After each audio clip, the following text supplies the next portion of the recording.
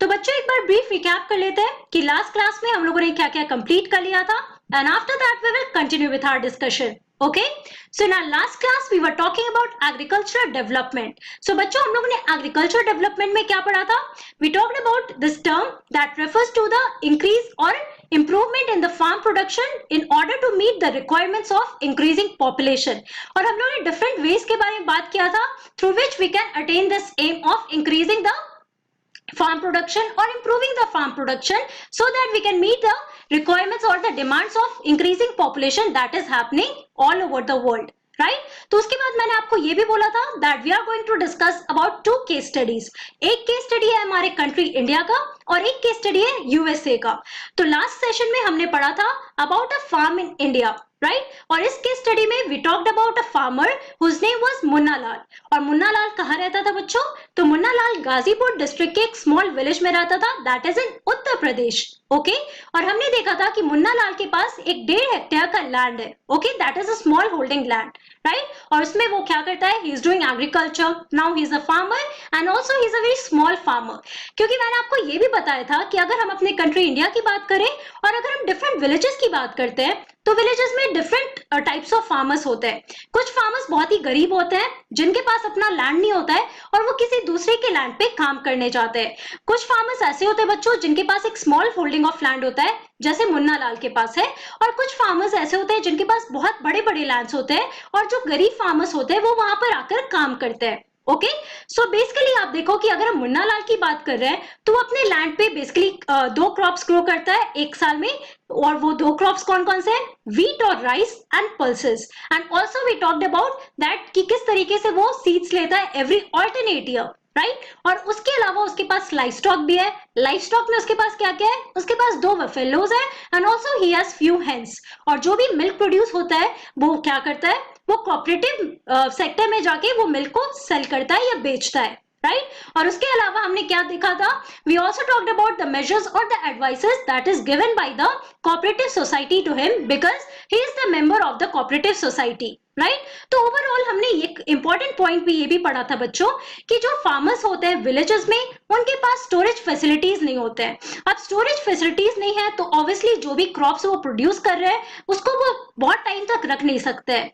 और उसके बाद क्या होता है कि उनको मजबूरन या फोर्सफुली मार्केट में सेल करना पड़ता है. जैसे हमने मुन्ना लाल के एग्जाम्पल में देखा कि जो भी प्रोड्यूस होता है he goes and sell it in the market और in the mandi that is in the nearby town, right so basically बहुत सारे पुअर फार्मर्स हैं जिनके पास स्टोरेज फैसिलिटीज नहीं है तो उनको फोर्सफुली ये सारे क्रॉप्स को सेल करना पड़ता है एट गिवन रेट. ओके और वो रेट जो होता है जिसपे वो अपने प्रोड्यूस को सेल करते हैं बच्चों वो काफी कम होता है मार्केट रेट से, राइट तो उनके लिए वो लॉस हो जाता है. और आज की डेट पे आप देखोगे that government has taken some important measures in order to provide storage facilities to these farmers who can't afford the storage facilities, जिनके पास कुछ storage facilities नहीं है जहां पे वो अपने crops को store कर सकते हैं, राइट तो ये सारे इंपॉर्टेंट पॉइंट्स हम लोगों ने डिस्कस किया था अपने इस केस स्टडी में while we are talking about a farm in India. Okay अब आज की क्लास में हम लोग अपना दूसरा केस स्टडी देखने वाले हैं. Here we are going to talk about a farm in USA और हम देखने वाले किस तरीके से जो यूएसए के फार्मर्स होते हैं बच्चों वो इंडियन फार्मर्स से डिफरेंट होते हैं एंड ऑल्सो क्या क्या आपको यहाँ पे डिफरेंसेस दिखेंगे इन द टेक्निक्स और in the technology that is used by the farmers in USA. Okay, now let's start our topic that is a farm in USA. Now, the average size of a farm in the USA is much larger than that of an Indian farm.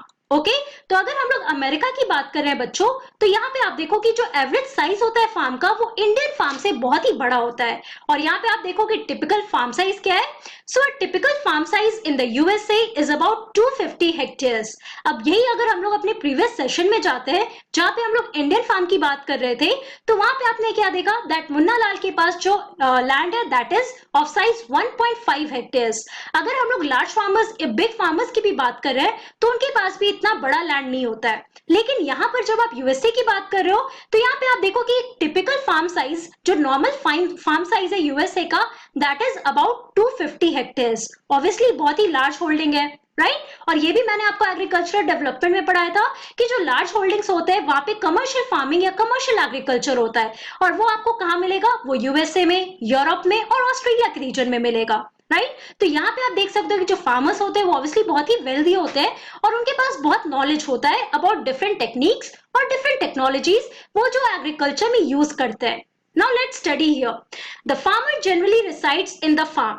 अगर हम USA के farmers की बात कर रहे हैं तो जो फार्मर्स होते हैं बच्चों वो अपने फार्म में रहते हैं.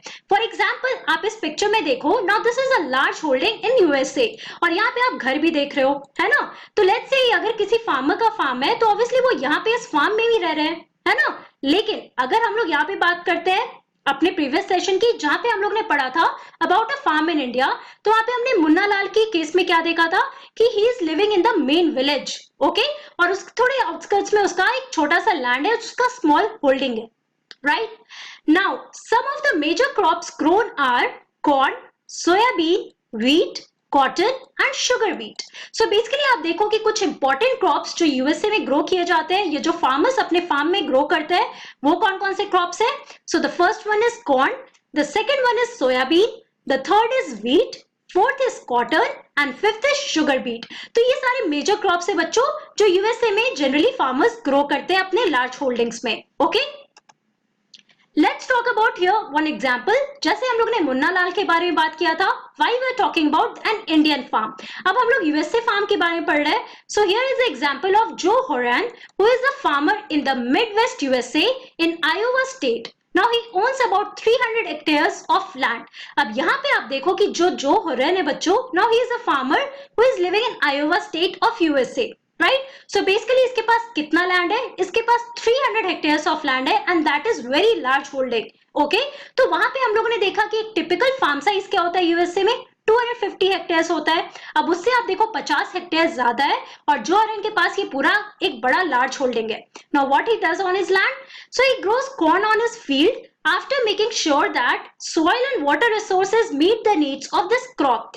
Now he is making sure कि जो भी water resources है जो भी soil resources है वो sufficient है. जो basic requirement है corn को grow करने के लिए that is there available on his field. So यहाँ पे soil fertile होना चाहिए. Apart from that water resources that is availability of water भी यहाँ पे सफिशिएंट होना चाहिए in order to meet the requirements of the crop.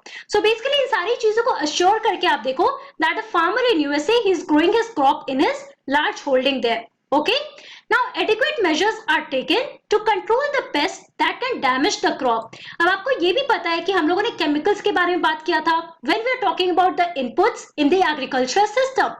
तो ये जो केमिकल्स होते हैं बच्चों ये इंसेक्टिसाइड्स पेस्टिसाइड्स ये सारी चीजें या फर्टिलाइजर्स यूज होते हैं है ना. तो अगर हम पेस्टिसाइड्स की बात करें बच्चों तो वो क्यों यूज होता है in order to control the pest जो कि क्रॉप्स पे आते हैं. ओके सो बेसिकली यहाँ पे आप देखो कि जो फार्मर यूएसए में है he is taking the adequate measures in order to control the pest they can damage the crop. So obviously crop की क्वालिटी को खराब करते हैं ये सारे पेस्ट जिसके लिए पेस्टिसाइड्स या डिफरेंट केमिकल्स यूज किया जाता है.